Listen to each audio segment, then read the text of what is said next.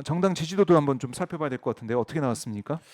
예예. 정당 지지도는 갤럽에서 두 정당이 붙었습니다. 다시 이 6% 포인트 격차로 민주당이 좀 약화되지 않느냐, 국민의힘이 좀 우세하지 않느냐라고 지난주에 나왔었지 않습니까? 네. 그런데 이제 민주당은 2% 포인트 올라서 31이 됐고요. 음. 국민의힘은 국정 지지도하고 동반 하락을 했습니다.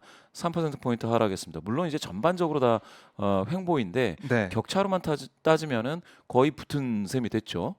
그래서 정부 여당 쪽에서 지금 현재 이슈 관리가 잘 안 되고 있는 거 아니냐 네. 이렇게 좀 보여지고요. 그렇게 음. 따져서 지금은 붙었습니다. 뭐 민주당이 글쎄요. 지금 워낙에 좀 어렵다라는 얘기. 그다음에 언론을 보면은 여러 가지 좀 비판적인 언론 보도가 좀 많이 나와 있었는데 이렇게 붙은 이유 어떻게 좀 해석할 수가 있을까요? 글쎄요. 그러니까 제가 봤을 때는 민주당이 최근에 좀 음. 설화가 있지 않겠습니까? 네. 혁신위에서 좀 노인 뭐 폄하, 비하 뭐 요 얘기가 좀 있었는데요. 음. 그거는 직접적으로 반영되지 않는 거는 네.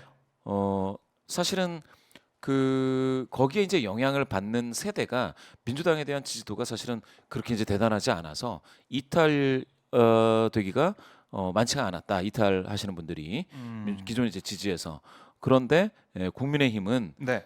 오히려 그걸 대응하는 과정이라든지 이 전반적으로는 별로 좋지가 않아서 국민의힘에서 좀 빠졌다. 이거를 네. 좀 정당 지지도의 세부적인 사항을 이렇게 좀 보시면은요. 사실 지난주에는 보면은 뭐 최저임금이 결정이 되면서 자영업 예, 예. 뭐 자들 또 그다음에 고령층에서 예. 윤 대통령 지지율이 좀 높아지는 상황도 있었고 예, 하던데 예. 자, 지금 보시면은 기능노무 서비스 측에서 국민의힘이 10% 포인트 하락한 걸 보실 수가 있습니다. 음, 예. 그러면 직업적으로 봐가지고는 그러니까 지금 경제적인 성과라든지 물가라든지 네, 이런 이 왜냐하면은 사무관리직보다 음, 이 이제 이 화이트 칼라라고 저희가 이제 흔히 얘기하는 네, 그리고 이제 블루 칼라에 종사하시는 분들은 경기에 굉장히 민감합니다. 예, 음, 경기에 민감하기 때문에 지금 경제적인 영향이 있지 않느냐 하는 그런 좀 추측을 좀 해볼 수가 있고요. 그 네, 다음에 여기서 70세 이상에서 오히려 국민의힘이 9% 포인트가 빠졌습니다. 어, 근데 이거는 사실은 모두 다 오차 범위 안에서 있기 때문에 네, 강하게 해석할 수는 없는데요. 제가 음, 생각할 때는 그렇다고 해서 요 70세 이상에서 민주당이 좋아졌느냐 하면 1% 포인트니까 거의 변화가 없죠. 예, 아, 예. 그렇게 따지는 거는 국민의힘이 어떤 이유에 의해서 네, 고령자 속에서 그다지 좋지가 않았다라는 거를 볼 수가 있습니다. 예, 그래서 국민의힘 입장 여당이기 때문에 예, 지금 여러 가지 사회적으로 일어나고 있는 문제들에 있어서 해결을 해야 되는 음, 어떻게 보면 키를 쥐고 있는 여당인데 뭐 사회적으로도 좋지 않은 일들이 발생하고 뭐 경제적으로도 어려워지게 된다면 당연히 이 국정의 책임을 예, 정부 예, 여당한테 물을 수밖에 없는 그런 예. 상황들 이게 좀 반영이 됐을 수가 있겠다 이렇게 그렇죠. 분석을 하시는 거고 예, 민주당 입장에서는 어떻게 어쨌든 지난주에 너무 이제 낮게 나왔기 때문에 좀 집중 음. 결집하는 현상도 있었을 것 예, 같아요. 예. 그 와중에 학생 쪽에서는 또 이것도 오차범위 이내지만 네. 13% 포인트 하락하는 걸 봐가지고요. 음. 학생 쪽이 지난주에 역시 이제 최저임금 부분에 있어서 네. 적더라도 좀 안정적으로 아르바이트라도 좀 하고 싶다라는 굉장히 좀 뭐랄까요, 뭐 좀 방어적인 어떤 음. 그런 의견이 좀 있지 않았겠나라는 생각이 들 정도로 네. 이렇게 나타났습니다. 그래요. 자, 이렇게 보고 또 이제 갤럽에서 조사한 다른 항목도 눈에 띄는 게 있던데요. 예, 예, 자, 있죠. 총선 전 신당 창당 인식. 예, 예, 이것도 눈에 들어오고 또 주요 정당별 호감 여부 뭐 이런 것도 있던데. 또 예, 내년 총선 결과 기대에 대한 조사도 있습니다. 자, 그렇죠. 그러면 내년 총선에 대한 결과 기대 어떻게 좀 나왔습니까? 보시면은 네. 역시 정부를 견제해서 야당이 다수 당선돼야 된다가 음. 48. 현 정부를 지원하는 의미에서 여당이 다수 당선돼야 되니까 36. 12% 포인트 격차면 상당한 겁니다. 격차가 격차가. 예, 상당하다. 예. 이게 지난달 조사했던 것과 격차는 뭐 비슷한 것 같아요. 그렇죠. 예, 지난달과는 예. 계속 유지가 격차가 되고 유지가 있습니다. 되고 있다. 예, 예. 지난달에도 38대 50이니까 역시 12% 포인트 격차였죠. 예. 네. 그런데 48에서 36. 음. 예, 예. 이렇게 보면은 마치 그러니까 이것만 보면 네. 그 민주당 특히 또 야당에는 또 작은 정당도 있는데 뭐 정의당도 있고 기본소득당 뭐 이런 당들이 있지 않습니까? 네. 그런 당을 다 포함해 가지고 야당이 좀 좋아지는 거 아니냐 음. 라고 보실 수가 있는데요. 네. 근데 이제 과연 그런지는 한번 봐야 되는데 다른 조사하고 한번 비교를 해드릴게요. 네. 이거 항상 비교됐었는데요. 요 지난달에 저희가 비교를 해봤죠. 예예 요 조사는 그 전국 지표 조사 MBS입니다. MBS. 예, 이걸 읽어드려야 돼가지고 예, 예, 요거는 7월 31일부터 8월 2일간 3일간 조사했고요. MBS 자체 조사입니다. 업체는 4개인데요. 엠프레퍼블릭, 캐스터리서치, 코리아리서치, 한국리서치입니다. 그런데 여기서 보시게 될 것 같으면 예, 총선 인식에서 대등합니다. 정부 여당 지원이냐 견제냐. 근데 여기서는 당선 얘기는 없습니다. 역시 힘을 실어줘야 되느냐 어디에다 힘을 실어줘야 되느냐 정도거든요. 네. 그때는 반반입니다. 이 얘기는 뭐냐면 제가 봤을 땐 지난번에도 말씀드렸지만 정부 여당에 힘을 실어줘서라도 경제를 좀 회복했으면 좋겠다라는 그런 게 있을 수가 있죠. 네. 예. 그런데 그럼 누구 찍을래? 예. 이렇게 봤더니 당선은 어디가 더 많이 돼야 돼?라고 했더니 예. 정부를 견제하는 측면에서 야당이 좀 다수 당선돼야 된다라는 그런 주장에 공감하는 응답이 12% 포인트 더 나온 거죠. 갤럽 네. 조사에서. 자, 뭐 이렇게 보게 된다면 내년 총선 같은 경우는 지금 정권 심판론으로 갈 가능성이 지금으로서는 더 크게 보인다. 그렇죠. 이런 거네요. 맞습니다. 네. 알겠습니다. 자, 그리고 제3당, 그러니까 신당에 대해서도 조사를 예. 좀 해봤는데 신당 예. 어떻게 좀 판단을 하고 있습니까? 총선 전 신당 창당 뭐 좋게 본다, 좋지 않게 본다, 뭐 이렇게 물어봤는데 예. 어떻습니까? 이겁니다. 신당 창당하는 걸 좋게 본다가 28, 어, 좋지 않게 본다가 55. 생각보다 낮게 나왔네요. 예. 낮게 나왔습니다. 낮게 나왔다. 예. 이 결국에는 정도 나옵니다. 원래 이 정도 예. 무당층이 결국에 뭐 20-30% 정도니까 예. 이렇게 볼 수가 있다. 근데 이제 무당층에서도 좋지 않게 본다가 32 그래요? 45 나왔으니까 더 우세하죠. 음, 국민의힘이라든지 더불어민주당 지지하시는 분들도 좋지 않게 본다가 많습니다. 네. 예. 그래요. 자, 뭐 좋게 보는 이유, 좋지 않게 보는 이유 이런 것들도 저희가 볼 수가 있는데 이것도 한번 볼게요. 신당 성장 가능성이 있다, 뭐 없다 이것도 문항이 예. 있던데요. 예. 신당은 성장 가능성이 성장 있다 가능성. 없다. 15% 없다. 가능성이 없다 70%입니다.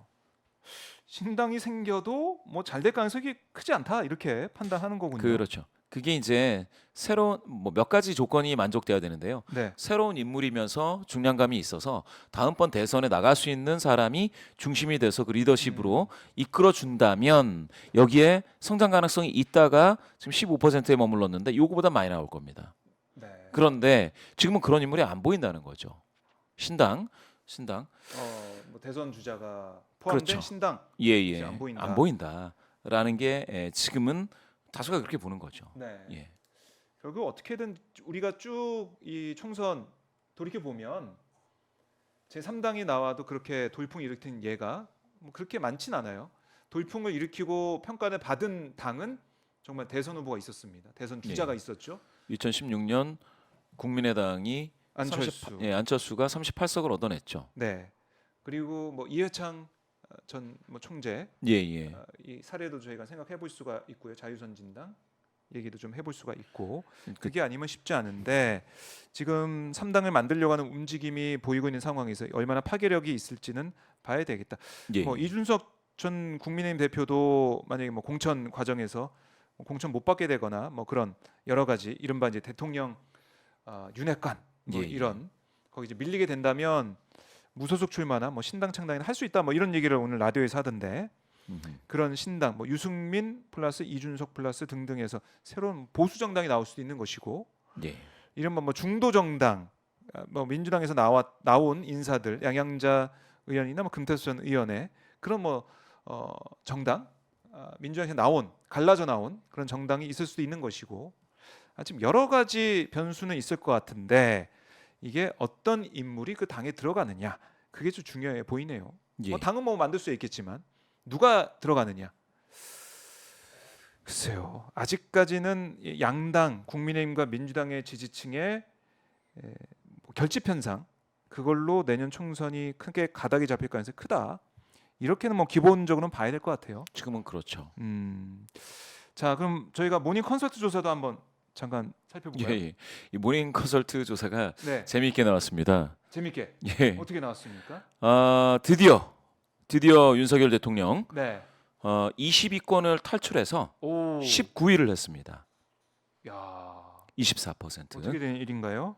근데 이제 윤석열 대통령에 대한 이 긍정 어프로브하다는 게 24인데 네, 올라간 건 맞습니다. 22, 뭐 20요 사이였지 않습니까? 그랬죠. 24니까 조금 올랐는데 여기 기시다 총리가 예, 23%로 오, 예, 확 떨어졌네요. 21위. 이거 윤 대통령하고 자리를 바꾼 그런 모양새인데요. 예, 한번 밀어준 것 같은 느낌. 요거만 보면 참 나도 한번 뭐 바닥을 경험해 볼게요 하고 이제 밀어주는 밀어주는. 예, 한번 모양새입니다. 밀어준다. 뭐 이런 의미일 수도 있겠습니다. 자, 이 한국 대통령이 일본 총리 이겼습니다. 모닝 컨설트 조사에서는. 근데 뭐 순위를 보면은 기시다 총리가 21위, 윤 대통령이 19위, 뭐 이 정도인데 하위권에 있는 한일 정상의 모습. 예, 일본 기시다 총리 입장에서도 좀 고민이 많겠습니다. 그렇죠. 지지율이 이제 안 나오다 이 보니까. 상태, 요게 이제 온라인 조사니까 요 정도인데 네, 만약에 이게 전화 조사에서 30 밑으로 계속 깔리면 교체론이 이 힘을 얻겠죠. 예, 게다가 지금 이게 기시다 총리가 네, 지나치게 저기 뭡니까 뭐 한국을 염려해서 네, 한국의 오송 쪽에 그 대참사 일어난 것에 대해서 유감 표명을 하다가 뭐 일본 국민들이 아니 우리도 비 엄청 왔는데 왜 네. 거기만 신경 써주냐 또 한국 그 총리냐 이 여론이 아. 세지면서 이렇게 폭락한 거거든요. 그래요. 예.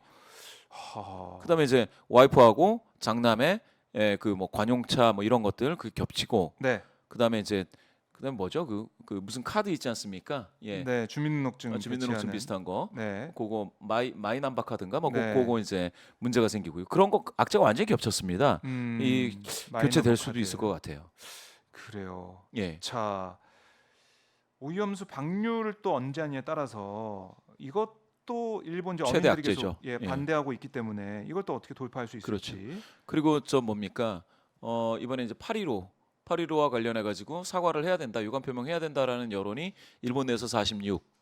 근데 하지 말라가 또 43. 예, 그러니까 이제 고민스럽겠네요, 기시다. 기사총리 뭐 어떻게 해야 될지 애매한 네. 거죠. 그런데 또 사과를 했다가 아니 뭐 한국에서 홍수 났다고 그거는 뭐 걱정하면서 일본 홍수는 걱정 안 하냐 이런 여론처럼 네, 아니 이거 뭐 하는 거 같더니 또 사과하냐 이렇게 되면은 또 이 기시다 총리가 궁지에 몰릴 수가 있어서 이렇게 되면 윤석열 대통령이 그 뭐 외교의 파트너로서 기시다 총리하고 네. 한 자리에 서서 사진 찍는 게 과연 좋은 건지도 한번 생각을 해보셔야 되겠네요. 그러니까 한미일 정상 회의를 한다고 하는데 세 힘이 사람도 실릴지. 세 정상 다 좋지가 않아요, 지지율 예, 자체가. 예. 그래서 그걸 좀 계기로 해서 지지율을 좀 올리고 싶은 마음이 아마 있을 텐데 예, 예. 얼마나 영향을 줄지는 좀 봐야 될 것 같고 또 일본의 카눈 같은 뭐 태풍까지 오다 보니까 예. 민심은 일본 같은 경우는 더 안 좋아할 수도 있겠다 이런 생각이 드네요. 자, 이 민주당과 국민의힘과 민주당의 지지도까지 저희가 살펴보면서 내년 총선 전망까지 해드렸는데 이 정권 심판에 대한 여론 계속 높은 상황, 견제를 해야 된다는 여론이 높다 이렇게 정리를 해보도록 하겠습니다. 자, 이른바 이제 김은경 혁신위원장의 이 노인 폄하 발언 예. 어제 김은경이 이제 사과했습니다. 음흠. 뭐 김호일 대한노인회장은 김은경 위원장 사진을 때리면서 사진에 따귀를 날리면서 모욕 그 비판을 하고 정신 차리라고 하는 모습도 보도가 되기도 했었는데 이건 어떻게 보면 민주당의 악재다라고 볼 수가 있겠습니까? 어떻습니까? 악재였는데 악재였는데. 제가 봤을 때 네. 그분이 막 이렇게 센 액션을 했잖아요. 사진을 막 진짜 막 이렇게 진짜 때리더라고요. 예. 앞에 사람이 있는데. 예. 그러면은 이슈가 예. 그렇게 되면은 그 사실은 그 민주당의 상당히 악재였던 이슈가 예. 사실은 이게 성장 곡선에서 네. 더 악재로 성장하지 못하고 그러면 좀 잦아들 수도 있죠. 왜냐? 혼났네. 그죠? 네. 회초리를 맞았네라는 게 되는 거니까 그렇게 되면은 분노했던 사람들은 거기에서 약간 해소가 되는 네. 상황이 돼서 그런 액션이 있었다라는 거는 어떻게 보면 김은경 혁신위원장한테는 오히려 좋을 수도 있는 거죠. 아, 예, 액션 예. 자체가 악재에서 살짝 나올 수 있는 게 있는 음, 거죠. 그래서 네. 제가 봤을 때는 그분이 막 이렇게 그런 과격한 행동을 보인 게 민주당한테는 나쁘지 않겠구나 저렇게 가면이라는 생각은 들었습니다. 과격한 행동이 예, 노인 폄하 발언 논란이 있었지만 이 과격한 행동으로 인해서 또 이게 뭐 정리가 되는 수순으로 갈 수가 있겠다. 과거에 2021년 12월을 보시면은 그때 윤석열 후보의 부인인 네, 김건희 여사 그 뭡니까 뭐 이력서와 관련된 위조 의혹 이게 되게 많았는데요. 네. 그 계속 낮아졌습니다 윤석열 후보 지지도가. 음, 그런데 12월 5주에 김건희 그 대통령 후보 부인이 사과를 했거든요. 네, 근데 이게 사과 잘했느냐 못했느냐 막 이렇게 논란이 있었지만 그리고 나서 그 여론이 살짝 둔감해진 거죠. 어마어마하게 불타오르다가 네, 예예 찬물을 살짝 끼얹은 것처럼 그렇네요. 잠잠해지고 네. 잠복기로 접어들어 버렸습니다. 음, 지금도 보게 될 것 같으면은 네. 지금 저런 액션으로 따지면 아 이거는 그러면은 살짝 그 넘어가는 건가라는 생각이 들 정도로 예예 그랬습니다.